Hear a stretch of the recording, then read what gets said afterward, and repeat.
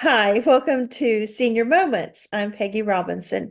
Today's guest is Amy Wilkerson, and she's going to share her life experiences with us. Hi, Amy. Hi, Peggy.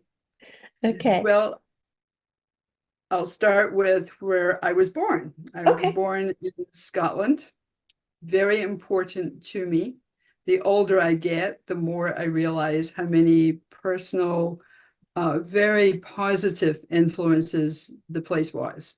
So it's just a beautiful country. And I came from a beautiful corner of Scotland called Argyll is the county, southwest Scotland.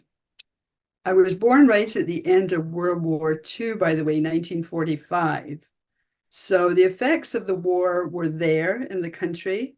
However, I'm not going to emphasize that part. There was poverty, for instance, but I want to emphasize that today.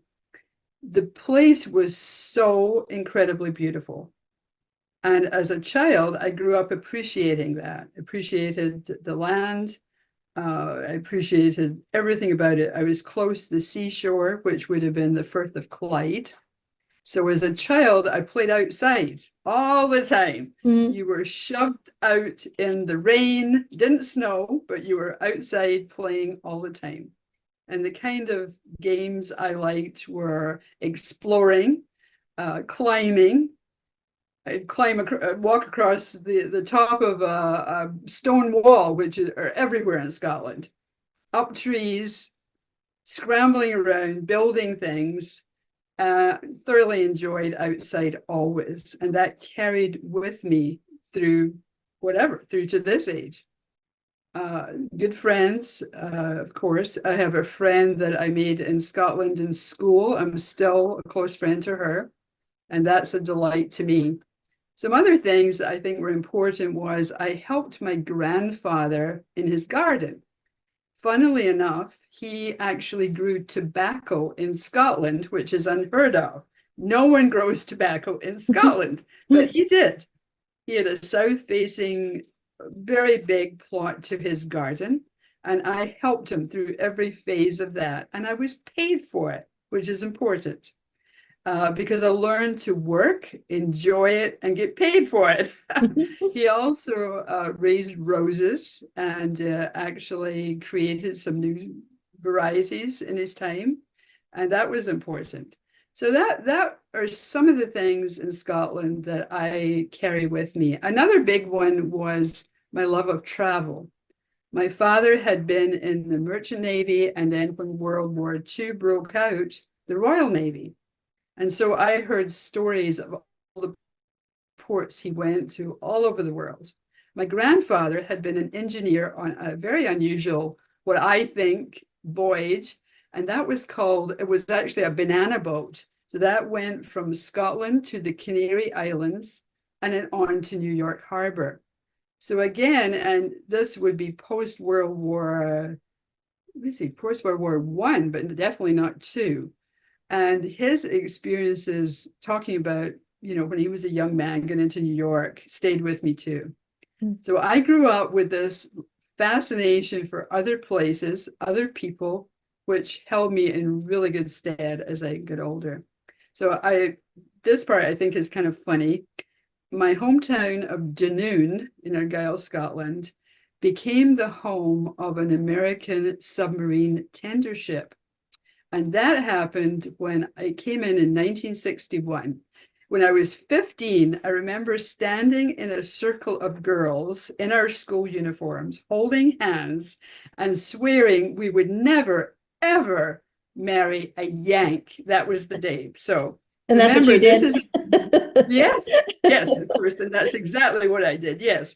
Because guess what? When the Americans came in, they were tall. This was a biggie. I was very tall for a Scottish girl of my time.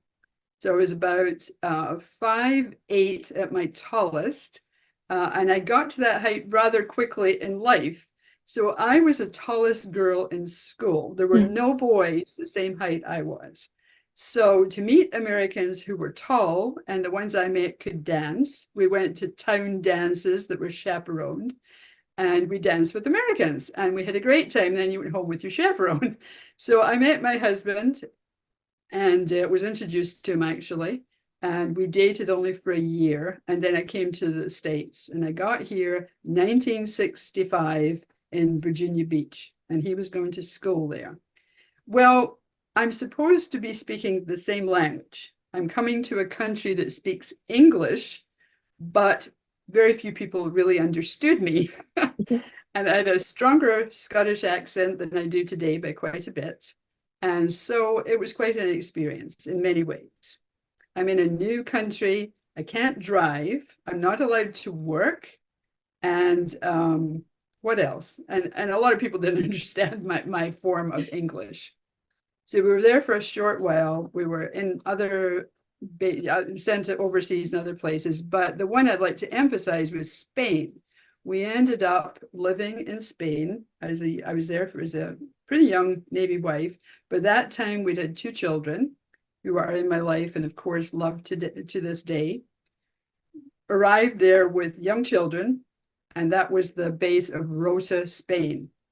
I became, completely enamored by Spain. It wasn't a great beginning because I ended up with a form of dysentery, which I believe, what was it called then? I can't remember. But it was typical for people coming into a new country. You're not used to the different little bugs that get in your system. But boy, as time went on, I grew to love the place. And I still love Spain very much so. And I've traveled there on my own since then. So we were there. I won't go through all the different stages of that marriage, but we ended up actually up on the Olympic Peninsula. He was stationed in Bangor, and we lived up there for a few years. So that was kind of the notable places. We ended up in San Diego. Unfortunately, by then, the marriage was not going very smoothly. There were several different reasons for that. But I sort of realized, okay, you need to equip yourself to do work. For various reasons, I hadn't been able to go out to a job, for instance, in Spain, where I wasn't allowed to work as a dependent. So I started working in public schools, helping in a classroom. And then I graduated to going to what was then called a junior college, or we'd call it community college now, but a junior college. And I was scared. I was like, oh my God, I don't know anything about the educational system in the United States.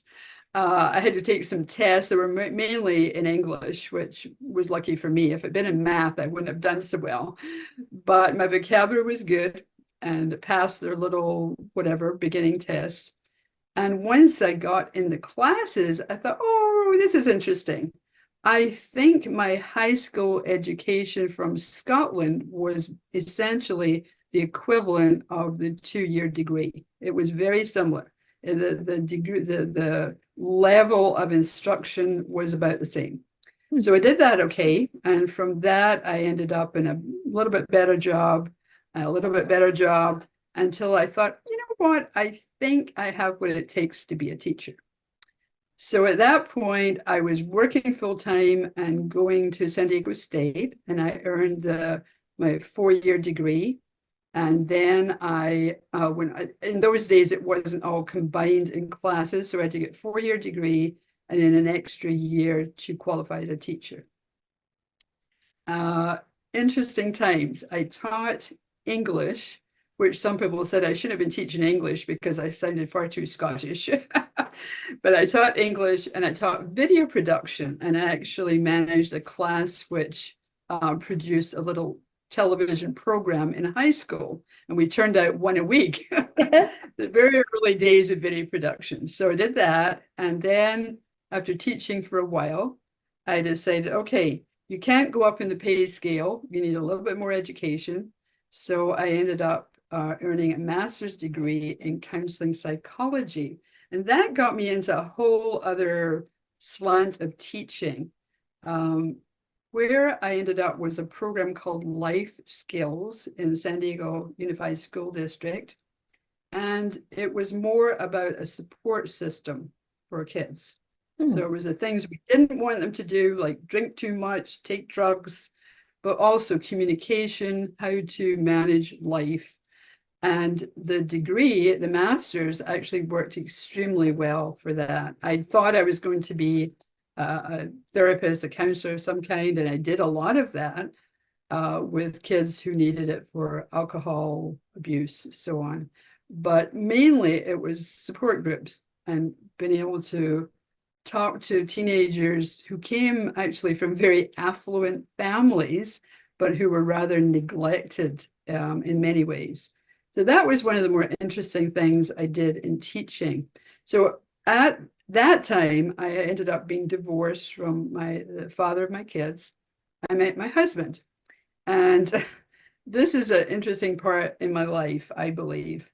I had been coerced into doing something other than teaching. The powers that be in the school wanted you to become immersed in some way in something that would help teachers. So I became involved in something called race-human relations.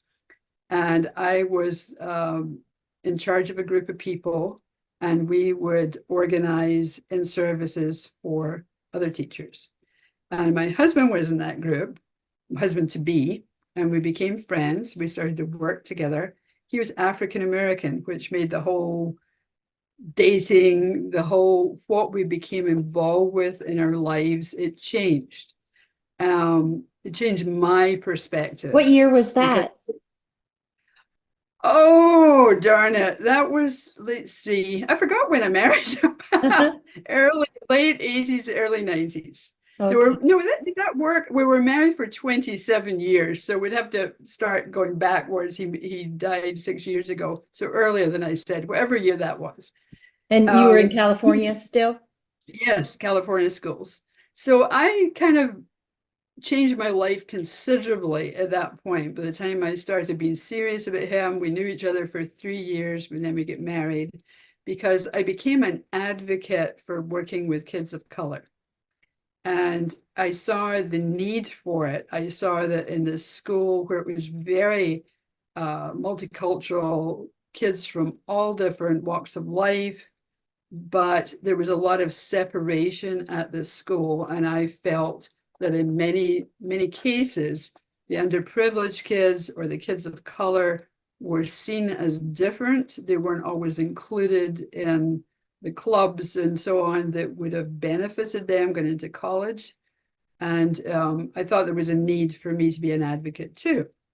So we worked together. We enjoyed working together. We did a lot of cooperation, and I'm trying to remember the names. There was a Gentleman of Quality or something like that. So that was trying to prepare young Black teenagers in how to conduct themselves in all different kinds of circumstances. And it worked very well. I think it was Sierra Men of Quality. That was one of them.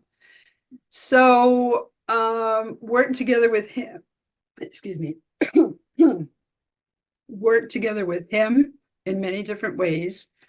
I took, in the end, an early retirement. I really need a glass of water. All right. Okay. Go ahead. You can get a drink. You can get a drink. It's fine. No, that's okay. I think it's passing. I have a frog in my throat today. So where was I? So we lived in the San Diego area, but ended up further up. We are a bit up the road. 15 North was the highway. And we lived in a town called Temecula, and I commuted up and down. The commuting was not the best part, I will say. The part of my life that became significant was that my husband loved horses. He always had loved horses, which was rather unusual for a young Black boy, then teenager. He started out in Birmingham, Alabama, the most segregated city in the country, when he was born in 1938. Ended up in Detroit, Michigan. In Detroit, owned his own horse, rode in the Michigan State Fair with, I think it was Pancho and wherever the other sidekick was, and rode in, and there's a great story there, but I won't go into that. But always had horses in his life. He owned a horse, which we kept in a ranch in Temecula. He took early retirement for medical reasons. I took it because I was offered what was called a golden handshake, where they get rid of teachers that have too much tenure. You can start costing too much money to the school district. And I accepted that because I knew he was itching to move. He came up or went up to northern Idaho, to the panhandle of northern Idaho, to the town of Coeur d'Alene. He went up for a horse symposium. He wanted to be a judge for horse shows. So that's the kind of level of his interest. And I go, oh no, please, Albert, think about this. That is not a very good place for you to go. Why? Well, the Southern Poverty Law Center has named it as one of the more difficult places for people of color, particularly Black. He preferred, by the way, Black American than African American. So if I say Black, that's why. But he went. And I think every person in town who wanted to see someone looking like him involved in things celebrated him, Oh, took him to a banquet on the Indian reservation, all kind of different things.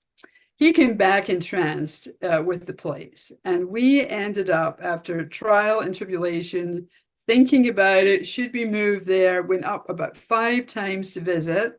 Once in a blizzard over New Year when I thought, I don't know how you drive in weather like this, but we ended up moving there. And we moved to a horse property, which we were warned was above the snow line. Didn't mean a thing to me. What's above the snow line?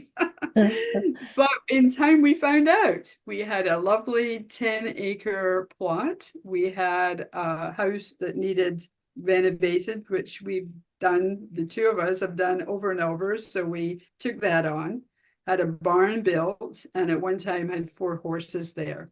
Now, did I know anything about horses? No. People in Scotland, actually, when I was growing up, the only person I'd ever seen in a horse was a teacher.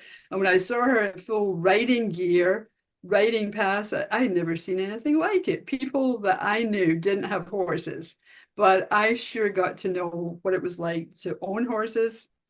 I mucked out stalls. I chipped, the frozen droppings in the middle of winter. When he would go off to do some research, he was always researching. I'll tell you more about that in a minute. But I was in charge of horses. I remember one time we had a great big 17-hand horse called Joy, a Tennessee Walker. That's a big horse, Tennessee Walker.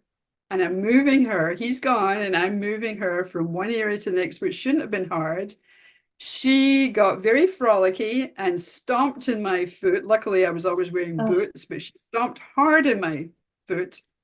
She took off, and I'm going, what am I supposed to do? Am I supposed to trail after her? I could hardly walk, or do I go get the ATV and find out where she's going? So I kind of slight panic. I think I ended up, no, I didn't get the ATV. So I kind of limped after her quite a ways, found out she was in heat. That's the kind of things when you have horses. So she had sensed a stallion over several properties, and she was kind of being very excited on one side of a corral fence and the stallions on the other. She came back. I mean, it wasn't hard. I got hold of the halter rope and took her back, but in my ignorance, that was the kind of things that sometimes happened. So we stayed there. I won't go into all the details of the difficulties and pleasures. I found Idahoans could be lovely people. We had a wonderful circle of friends involved in politics there, did fundraising, did events. I also started, I lectured on the Scottish poet Robert Burns, if you've heard of him. Can I do just a tiny bit of that? sure. We sleekit coor and timbrous beastie. Och, what a panic's in the breastie. The neen the start I was so hasty with bick and brattle, etc., etc. So I would do little lectures on Robert Burns, national poet of Scotland, and I also produced little Celtic concerts. And more importantly, I was an adjunct professor teaching sociology at North Idaho College. So that was an exciting, unusual period of life. However, we got into that property in our 60s without thinking, what's it going to be like in our 70s? And as time went on, the difficulties of living in extreme climate caught up with us a bit. My husband had to be in a tractor some days 8 hours a day to try and get the snow cleared. And at that point, the decision was made, and there was difficulties. Okay, it's time to move. So we sold up, and that's when we came over to Gig Harbor. My daughter lives in Kent, which is only about 45 minutes away from where I live now. So like many people as they age, the need or the want to be closer to family members, that kind of came in at that point. And my husband nicely said, maybe it's your turn to pick the place to live, which I did. He had been through Gig Harbor before and liked it. And so we ended up coming over here. So I'd kind of like to just maybe start to wind up a wee bit and say friendships, talk about friendships. I've got friends from different places. I have a soulmate down near Portland, and it's so beautiful to stay in touch with her. I have friends I made in Idaho, in Coeur d'Alene, I'm still in touch with. I have people that call me from different places I've lived, which is wonderful. I'm in a circle of women. I'm a Unitarian Universalist, and all of us have that in common. If you don't know anything about that, look it up. It's a wonderful religion based on principles. And we meet, but we're all very similar. We all believe the same thing to, as much as possible. So it's a very safe little group. And I made friends belonging to the Y, which is delightful, water aerobics. But to me, when I found Gig Harbor Senior Center, it was remarkably important to me. I first came in, walked in myself to where right now it meets. And my thought was, I don't think seniors are being taken care of in this area. And could I do my little part in volunteering in a small way? So I kind of went in more with the idea of volunteering. Now, I do a bit to help. I've done a couple of presentations there. I've helped instigate others. I got my little food handlers certificate so I can help serve meals. But to my surprise, I also, and I'll say that honestly, it was a surprise. I formed lovely friendships while I'm there. The difference is it gets me out of my comfort zone at times because now I'm in a circle of people, don't all share my beliefs, come from many different places. So I feel it's very, very healthy for me to be there. And I would say the most important point to me about the senior center is it's a community. It's a community of a type. And I like that. There's a closeness. As you start going, you see different people come and go, and some stay, and they value that too. So for me, it's filled, I wouldn't exactly say a void, but once I started going, I realized, okay, you really needed this. I'm lucky that it's not too far away from my house. So I can kind of circle by and go for a longer time or a shorter time. And I usually try and turn up when meals are being served, which are done extremely well. Catholic Charities does a great job, and I come in there. So that's a big joy in my life. Just to say, I'm looking forward to continuing there. I'm looking forward to continue to travel, to do the other things I like in my life. I've got just putting this tiny thing in. I'm looking forward to a trip that I'm taking with my granddaughter here in June. But guess what? I've got the senior center as an ongoing, continual place that I know I can drop in, have fun, contribute a little bit, and feel like I'm connected to other people of my own age. It's really important to me. Where are you going on your trip with your granddaughter in June? I'm going pretty easy one. She's actually going to be working in the center of Greece on a horse ranch because she got to love horses with her grandfather, who died, Albert. And she's woofing, if you've heard of that. She's woofing, and she's going to come up through Athens and fly into Dublin. And I'll fly into Dublin the night before and establish us in one of these little apartment stay kind of things. It's a little studio. And we'll be there for a short week. And then we're flying home via Iceland Air. And we're going to go stay in Reykjavik for a short week too. So, and it's nice because she invited me. Yeah, and I was trying to organize one in a much more difficult to organize place like Lake Como in Italy, around there.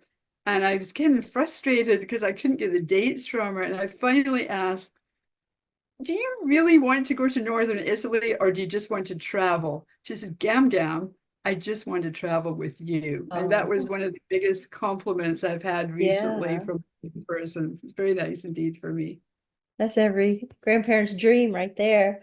A It is. grandchild that It wants to is. travel I with couldn't say no. I couldn't say no. no. I was going to do gutters in my house, but I decided that was more important. And what about Yeah. your husband? He died 6 years ago. So I've been on my own since then. And I elected to, I stayed in the same house. By the way, that's one thing I will say. You start to pick up, you're not alone in this. How am I going to live? Particularly if you're a woman, you've lost your husband or your partner. And it's like, how am I going to live? Where am I going to live? What can I afford to do? I was lucky enough, I stayed in the house. We had downsized. We were in a retirement home, not retirement home, but a home suitable for retirement, single level, smaller. And I thought, okay, I'm going to stay here and make sure I'm making the right move. After 2 years, I decided this is not the place for me. I felt kind of isolated. And so luckily I was able to sell when the market was good, and I elected to look for another small house. And with the help of a really good realtor who became a friend, I decided a small place, but the problem was it was a renovate. I needed to renovate. So it was really a fixer upper. I chose to do that because I could buy it outright, knew I had enough money to do what I wanted to do, what I needed to do. And guess what? It was right in the middle of COVID. That gave me Oh, a great project for COVID years. So that kept me very busy. I tried to go ahead, do as much as I could in the first 6 months, and no backyard. It had dead trees and a mud hole, and it's looking a lot different now. So I can't do it all myself. I can do gardening. I've painted walls, but nowadays it's just being your own rather modest contractor and doing it that way. But I've enjoyed it. I'm still enjoying it. So it's changed a lot. It doesn't look like the same place, and it's a project, and it helps keep you young too, because you're constantly, what can I do here? What color do I want that? So I like the freedom, and I like the I like being able to make the choices myself, to be quite honest with you. It's good. Yeah. where do your kids live? My son lives down in San Diego. I wish he was closer. He's distant, but I've seen him not too long ago in the past. We have some difficulties with our relationship, I will say, but I love him just like, I've always done. My daughter lives in Kent, which is only 45 minutes from me. And that's my granddaughter is more or less living there, but she's about to fly the nest completely.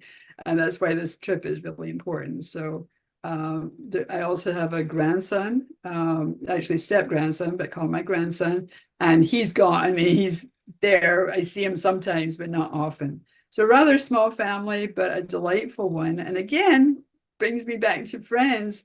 As you get older, sometimes friends are just as important as family, because they're the ones you're around all the time, depending on your circumstances. Did Yeah. you face much problem marrying a black man at that time? Being California, I'm guessing might not have been as bad as I'm in Ohio, we're Appalachian. Yeah, there were problems even in California. I could tell stories about that. Mostly businesses get into business, being ignored deliberately, trying to get service, etc. Idaho was more blatant. It was more overt than covert. Um, Albert, interestingly enough, he experienced more issues when he was on his own. I still don't understand that to this day. As a couple, we did not seem to quite face the same issues. He experienced quite a bit. He experienced, I'll just tell one brief incident because it kind of illustrates what was so radical about it. Driving into a parking lot, seeing a place to park, allowing actually another younger man drive in with his family. And as Albert got out of his car, expecting a nod maybe from the young man who took the parking spot, he walked up to my husband and opens his jacket to show his weapon. Oh, Now that is very obvious, and yeah. so there were scary things. There were incidences. To be honest with you, I was scared when I just moved there with him. I had visions of waking up to burning cross because it was pretty extreme. The neo-Nazis, the Aryan Nation, were still around. They had been put out of business to a degree within, I think it was only about a year before we got there.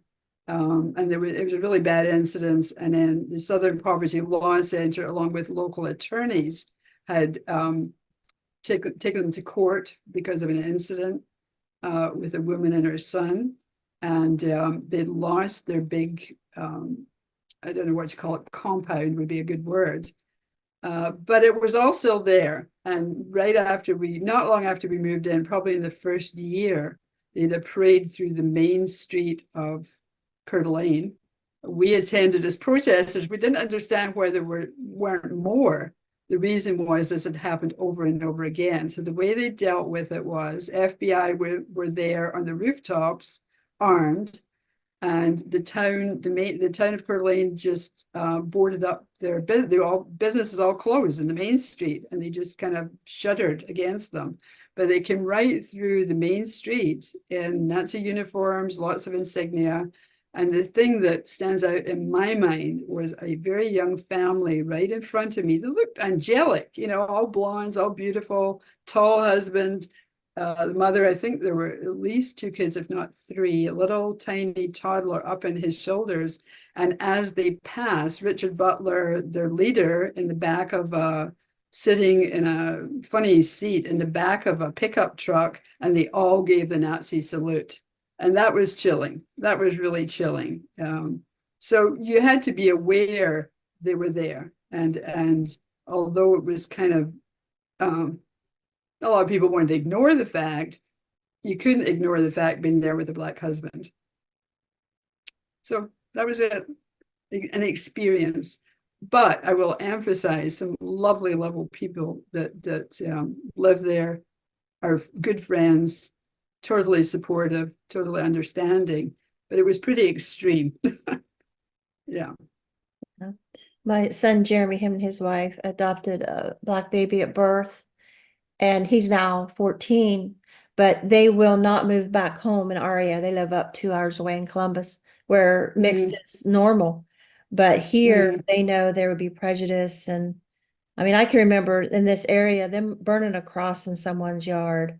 I remember this guy standing up in the KK outfit, just in our little town, not far from us. He was standing on the street where he's dead now, died of cirrhosis of liver. But just, it's KK rallies and Yeah, just, it's scary stuff. We don't want to hear this stuff. I know that we don't want to hear, but it hits you in the face when you're living in the middle of it. I drove one time to the library, which was very close to where we lived, and tiny little hamlet. Drove in, and there was snow all around. There was piles of it. They'd scraped off the driveway and the circular driveway in front of the library, and every parking spot was full. And I thought, this is weird. What's going on? Everyone, and there were the owners of the vehicles were standing in the tail end. Most of them were smoking, all visibly armed, all in what do you call it when it's the army type? What's that called? Mufti kind of thing? What do they call that? Like the disguise stuff. I can't remember the name of it, but they were all standing in military garb, I'll put it that way, and staring at me. And I had stickers on my car that it weren't the healthiest of stickers to be driving around in that particular neck of the woods. And they just were peering in at me, looking into the vehicle.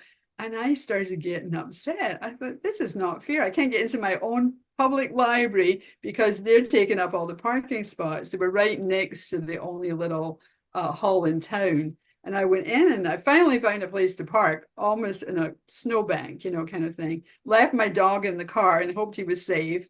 Went into the library to return my books and said, "Who are those people? I can't get into the library. They were not happy either because they were taking up all the slots. They said, well, we don't think they're KKK because they usually put their flag up. And I thought, oh Lord, where am I? You know, but it was kind of a wake up call to me. Don't take this place by, you know, don't assume you're always safe, because I didn't feel safe in that particular occasion. I remember not that many years ago, they had those KKK rallies in front of our courthouse Oh, in this yeah, county. It wasn't that long ago. I was yeah, like, how is this stuff yeah. allowed? Like, Well, that's the mm, problem, you know, in this country, it's a problem as well as a blessing, because freedom of speech can only, to me, when it includes hate speech and obvious intent to harm others, which it can be pretty plain that that's what is implied, then I believe it's something should be looked at some point, because it does go too far. And yeah, whatever. That's just coming from another country. That's the way I feel. yeah. Was there anything else that you wanted to add? Oh, I think that was pretty good. I mean, is that Yeah, okay with you? Or I yeah. can blather on forever, but you know, Very I'm interesting. I think I'm in a good place in life. I feel pretty good. I'm almost 80 and I intend to keep traveling as much as possible. I might end up not doing all the arrangements like I've done this time, all the planning, probably being a cruise or something like that. That's fine. But I'm enjoying my place in life. I enjoy my home that I create myself. I'm a bit of an artist. I paint acrylic paints. I enjoy that. I love gardening. So when the weather changes in this rather dreich, as they say in Scotland, this dreich weather that we get in the Pacific Northwest. By the way, that's why I'm so comfortable here. This is the closest to Scotland I've ever seen in this country, in the US. So it feels like home to me. That helps. Yeah, and people help. So that's about it for me. You're brave for traveling like that, because I've never have like traveled on a plane by myself, like I never would, Oh, let alone another country. I'm just oh. like I would have an anxiety attack or something. So The bravest I did so far was going to Spain on my own, following my husband's death, and saying, I've got to do something, just break out of this, taking care of, you know, the estate and so forth. I flew into Madrid on my own. Thank goodness I planned for 2 nights in Madrid because my luggage was lost. So if I hadn't got it, because I was going on by train, so if I hadn't, my luggage would never have caught up with me. So I went down. First class was not that expensive, absolutely gorgeous on a train. Went down from Madrid down to Sevilla or Seville, and then got on a commuter train and went down to this town I wanted to stay in, Cadiz. And the arrangements had all been done in Spanish. I was really hoping the person with the key to the apartment I had rented was sitting there, because I thought, I don't think my Spanish is good enough to deal with this. But luckily she was there and it worked. And I had the most gorgeous stay down there. So it worked. And it strengthened me as a person doing it. It made me stronger. So I enjoyed it. Yeah. well, thank you, Amy. And Thank I'll you, get Peggy. this ready and get it sent to Kathy later today. Thanks. I really enjoyed talking to you, Peggy. Thank you so Uh-huh. much. Uh-huh. Okay, Bye-bye. bye-bye.